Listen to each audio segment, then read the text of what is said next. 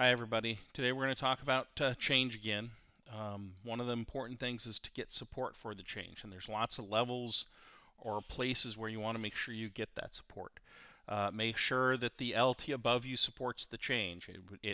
It's important that they know about it and they're driving it, especially the bigger the change, the more that matters.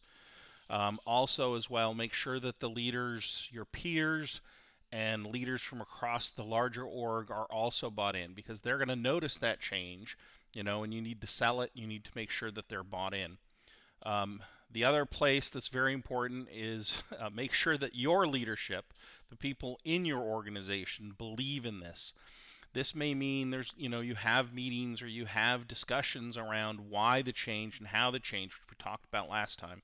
But really think through, if the people on your team who are going to be driving that change aren't bought in, the chances of that change being successful is significantly reduced.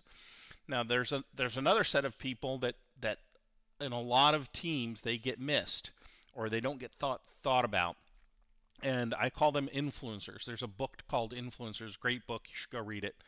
Um, and influencers are the people on the team. They're usually not managers. They're just people on the team that people know, they believe in, and they're the people they go to sort of get, I'll say, personal direction. It's not even that as much. It's just they're the experts and people. Get them bought in. If they're bought in, as people come to them for help, if people come to them in their daily work, those people will help drive that change, and that momentum of change is really key for any change to really happen. And then make sure, as part of getting support for the change, you talk about how it's going to help not just your team but help the team around. There's a reason, and we talked about it last time, why you're making that change. Make sure that's communicated, make sure that's sold, and make sure people can see what that looks like as the change goes along.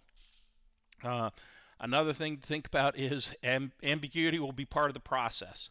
For the most part, I'm not talking about little, small change when we're talking about change. We're talking about big change. And the bigger the change, the more there will be ambiguity. When I think through a change, I always think about there's going to be a set of phases in the change. The first part, the second part, it depends on what you're doing. If we're talking software, the design and the architecture, that may be first.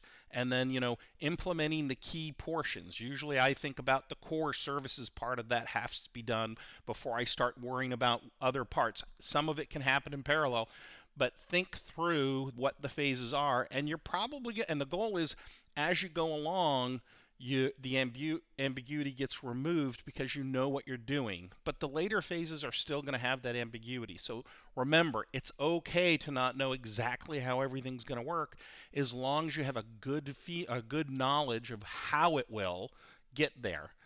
So there's always going to be ambiguity. Another thing that's going to cause ambiguity is, with any project I've been on, there's unexpected things that happen. You didn't know this was going to happen or that, and you have to be willing to roll with that change and recognize that that's just part of any project. And with change, it can cause a little more anxiety because now people wonder, oh, I had to change this. Is how much of an effect is it going to have? And as a leader, your job is to make sure you just keep driving and be okay with that unexpected. Make sure the team's okay. The other thing that comes around with ambiguity is there's going to be a set of people on your team that work really well with ambiguity, and there's going to be a subset of the team that aren't.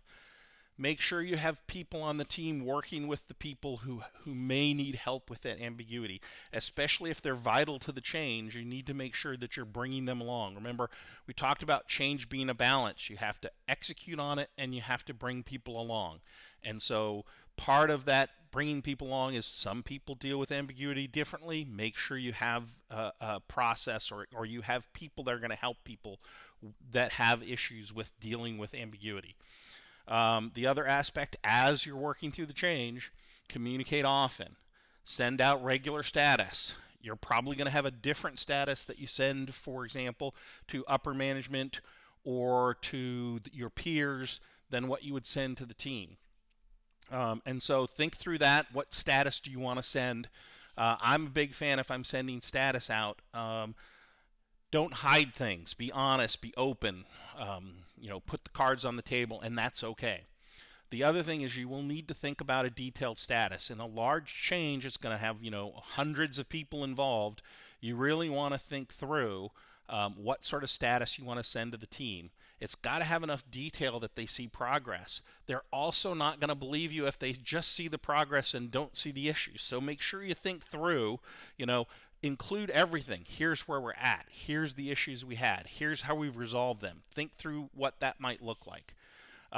The other thing that I would say, especially in a large change, is there will be cross team efforts, and it's your job to make sure that there's enough of a regular sync between the different teams to monitor the change, to deal with those unexpected things, to make sure the ambiguity is understood, etc. So think through.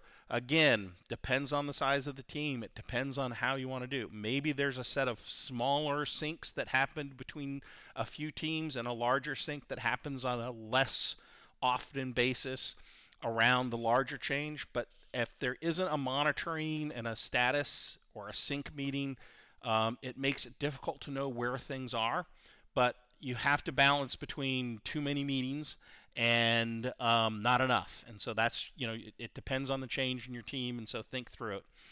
Um, and then, with those meetings, the goal of them really is to come up with quick turnaround solutions for the unexpected. So that way, because again, key to balancing a change is that momentum of the change is what's key. If the momentum slows, the chance of your change making it through is going to be smaller, and the way you deal with that is to keep that momentum going. When issues come, you solve them quickly, you communicate what the solution is, you get people back on track to where they need to be, so that way that change momentum continues to flow, because that momentum is what will take you from nothing to we're done. Without that momentum, as you slow down, it's harder for people to buy into the change or stay bought into the change. At least that's been my experience over the years. Um, that's what I have today. Probably next time we'll talk a little bit more about different aspects of change. Thanks for listening, and please, everybody, go out, show your leadership. Thank you.